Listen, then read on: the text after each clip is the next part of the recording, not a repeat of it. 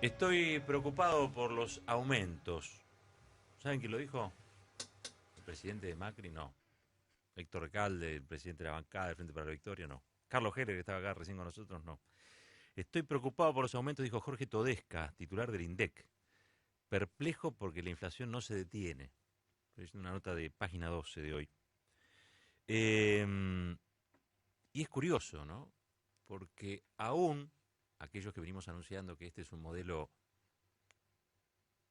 que está armado para fracasar, ¿no? Si lo pensamos en términos de sociedad, en términos de interés común de la sociedad, está pensado para fracasar. Aún aquellos que veníamos mirando esta situación, decíamos, bueno, pero van a entrar en recesión y la recesión va a traer una baja en los números de la inflación. Y no ocurre, no ha ocurrido. Hay un acumulado del 47% de inflación. 47%. Ahora, cuando uno ve eso, ve que también por el otro lado, el gobierno empieza a admitir que están en una recesión. Más o menos la calculan que va a ser una recesión de una caída del 1,5% de crecimiento. Pero prometen, ¿se acuerdan el segundo semestre? Bueno, ahora es para el tercer semestre, el cuarto semestre, prometen que en algún momento Argentina va a crecer al 4%. A ver, hay inflación, hay recesión, hay cacerolazos y hay crisis política en el gabinete. Hay crisis política en el gabinete. Hay ministros que empiezan a echarle la culpa a otros ministros de que las cosas no se están haciendo bien. Ayer algo de eso se vio en las calles, pero lo que está cambiando fundamentalmente es el humor social en relación a todo lo que se había prometido durante la campaña y durante los primeros meses del gobierno de Cambiemos. La masividad de la protesta de ayer, que el gobierno ha decidido ignorar, lo cual refuerza la idea de que fue mucho más grande, mucho más impactante que la que ellos preveían, la masividad de la protesta quiere decir que hay sectores que acompañaron a Cambiemos que hoy están tomando distancia. Del mismo modo que Massa y Pichetto, que fueron sidecares, ¿no? Fueron compañeros colaboracionistas, digamos, del proyecto oficial, de las leyes, del pago a los buitres, etcétera, en el Senado y en diputados, ahora también toman distancia. Toman distancia porque huele a fracaso. Porque este gobierno huele a fracaso. Toman distancia porque el año que viene hay elecciones. Y no van a querer estar asociados a Mauricio Macri cuando el humor social que ayer pudo uno advertir sea todavía peor. No quieren. No quieren perder con Macri. Yo creo que hoy el macrismo, por ejemplo, se ha reducido en cuanto a apoyo al 26, 27, 28% que lo votó en la primera vuelta. Pero recordemos que después en el balotaje recibió muchos votos del masismo, centralmente del masismo, y constituyeron esa mayoría que les permitió triunfar con el 51% de los votos. Pero yo creo que la mitad la ha perdido. Pero la ha perdido por sus decisiones políticas, ¿eh? Y sus decisiones de política económica, sobre todo. ¿Qué pasó desde los globos a la cacerola? ¿Qué pasó desde aquel candidato triunfante, arrogante, que venía a hacer la revolución de la alegría, a este presidente con mala gestión? Y solo en 7 meses, ¿eh? Hay que hacer tantas cosas mal en 7 meses como para descapitalizarte políticamente cuando tenés a favor tuyo el partido judicial, el partido mediático, el departamento de Estado. Hay que hacer, ¿no? Pero siempre planteamos que quizá aquello que uno señala como un error o señala como una mala política, en realidad no es un error ni una mala política, sino un proyecto. Un proyecto que viene a generar una transferencia de divisas, de plata, de los sectores menos enriquecidos de la sociedad o más vulnerables de la sociedad a los sectores más opulentos de la sociedad. Entonces, cuando uno toma esa perspectiva, ojo, este no es un gobierno de fracasados. Si el objetivo de ellos es hacer la transferencia de plata de un sector a otro, les está yendo bastante bien. Pero si les está yendo bien, ¿por qué se descapitalizan políticamente? ¿Por qué pierden el apoyo de la sociedad? Porque claramente están pensando en un proyecto de país muy chiquito, ¿no? Donde solo entran un grupo de empresarios, sectores acomodados, los sectores más concentrados del agro, todos aquellos que sí se han beneficiado de estas películas. ¿Por qué es lo que cambió en estos 7 meses? La foto de enero no es la misma que la foto de hoy. La foto de hoy ya te marca un mapa muy claro de perjudicados y de beneficiados por las políticas macristas. Y es una foto cada vez más nítida. Entonces ya la sociedad no se divide entre kirchneristas o antikirchneristas, que fue buena parte del eje de la elección 1 de octubre y después de noviembre pasados. Ese era un eje falso, claramente.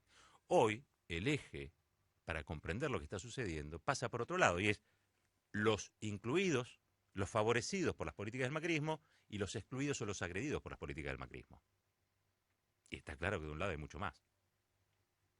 Si vos le sacás el componente político de lo que fue la campaña electoral, hoy es Macri la realidad de Macri, Macri la realidad y la sociedad. Y ayer la sociedad se expresó, se manifestó, y se manifestó una contundencia, una potencia, que yo creo que en la Casa Rosada ni preveían. No saben cómo salir de esto.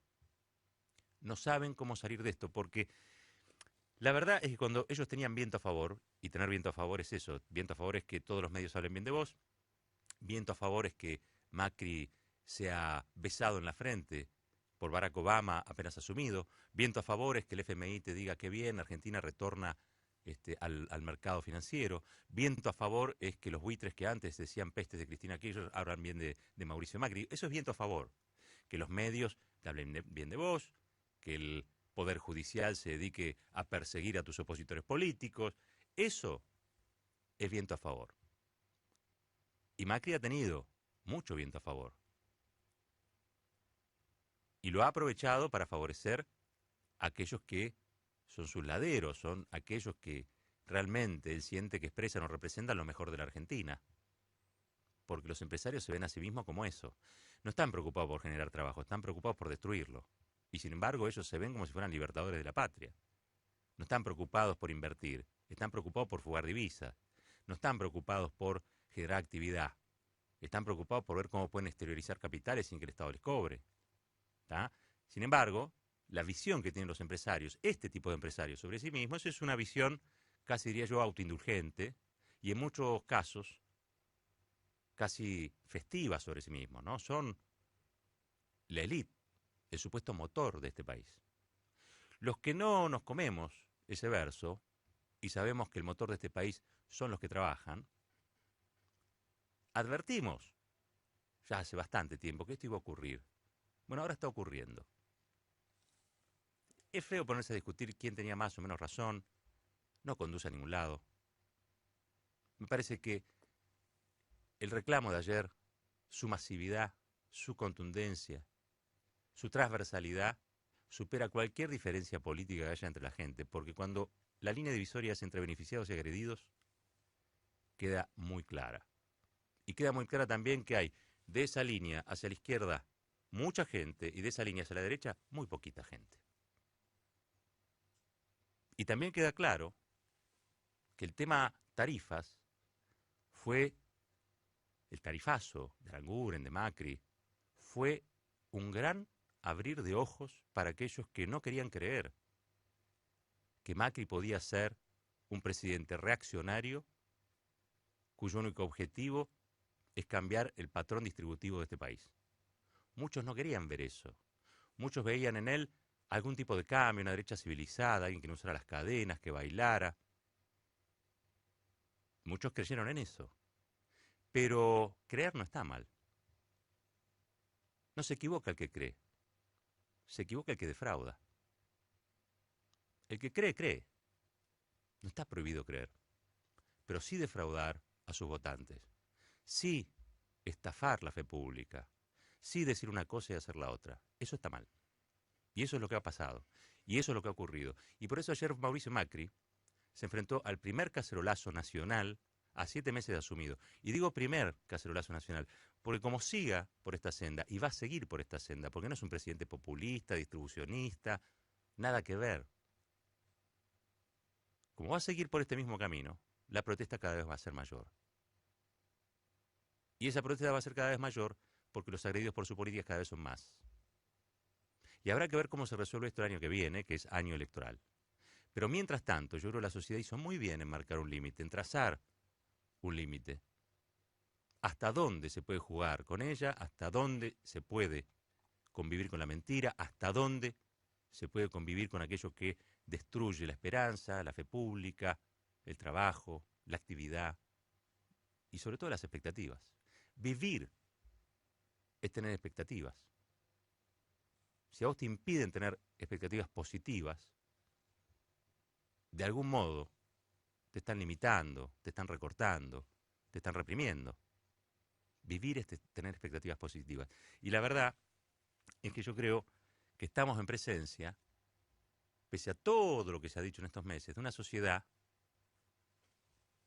que está madura, que hay cosas que ve, que advierte, que registra, que muy probablemente no le haya gustado a un candidato, que haya otro sector que estuviese desgastado,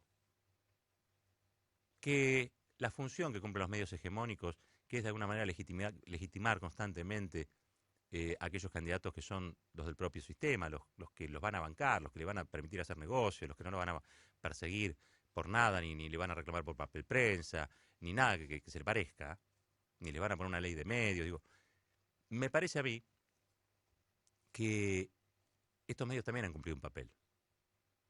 También han engañado a mucha gente. Y la siguen engañando hoy. Y con esto cierro. ¿Por qué digo que la siguen engañando hoy? Ayer hubo centenares de miles de personas. La verdad que la cuantificación es difícil de hacer porque hubo gente en todas las provincias, porque hubo distintos focos también. En algunos lugares la gente se concentró en lo que era la plaza central, y en otros lugares fue simplemente a la esquina, se juntó con los 50, 60, 80 vecinos de la cuadra, y ahí empezaron a golpear la cacerola o tocar el pito, lo que sea. ¿Tá? Mucha gente, vamos a decir así, mucha gente. Ayer hubo una multitud en Plaza de Mayo, no la vio nadie. Solo adquirió visibilidad por redes sociales. Cuando uno se fija la tapa de los principales diarios de este país, La Nación, Clarín, hay que mirar con lupa, dónde salió la protesta. En Clarín es un piecito, en La Nación es un recuadrito, margen inferior derecho, entre otras 14 noticias. Obviamente, lo sucedido en Niza ocupaba la parte central, 80, 85 muertos en Francia. Pero el tema del cacerolazo no estaba ni como segunda noticia, en ninguno de esos dos diarios. Y les decía, la multitud que se reunió en Plaza de Mayo tampoco estaba graficada con una fotografía, simplemente a través de redes sociales. La diferencia que hay entre lo que sucedió en la calle y lo que los medios muestran es la diferencia que hay entre un presidente elegido por el voto popular como Mauricio Macri y un estadista. Y la diferencia que hay también entre una comunicación concentrada que practica censura empresarial y una comunicación democrática, donde aquello que es multitudinario gana lugar en la agenda por el solo hecho de ser multitudinario. Y mucho más una protesta de las características de ayer contra un gobierno que asumió hace apenas 7 meses. ¿Y saben por qué lo hace? ¿Por qué hacen esto? ¿Por qué hace esto el gobierno? ¿Por qué hacen esto Clarín Nación? ¿Por qué? Porque tienen miedo. Les dio muchísimo miedo. Ver gente en las calles les da miedo. Hoy ya empiezan a hablar. Ellos, en sordina, por lo bajo. No yo, No yo porque no pienso eso. Pero piensan hablar en las redes sociales, los propios funcionarios, a preguntarse si Mauricio Macri no es como Fernando de la Rúa. Huelen eso. Les tienen pánico a las multitudes en las calles. Porque el modelo de país que ellos intentan armar es un modelo que no se hizo con multitudes en las calles. Las multitudes en las calles hicieron hacer otras cosas en este país. Hicieron hacer el irigoyenismo, el peronismo, el kirchnerismo, el alfonsinismo, la democracia revivida,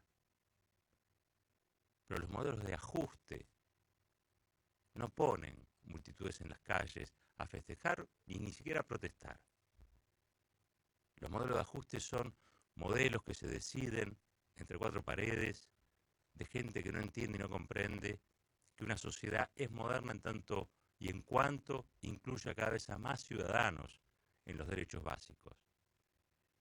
Y que cuando se retasean esos derechos, se los recortan, se los sacan o se los quitan, será cualquier otra cosa. Pero en un gobierno que pueda llamarse, que representa a una mayoría social. Tienen miedo, mucho miedo, y lo van a seguir teniendo.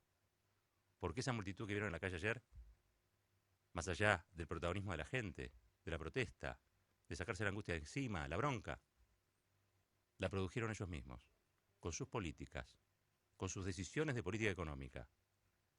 Y como sigan tomándolas, cada vez más gente va a salir a la calle y cada vez más gente va a decir cosas que a Mauricio Macri no les gusta escuchar. Es así, se llama democracia.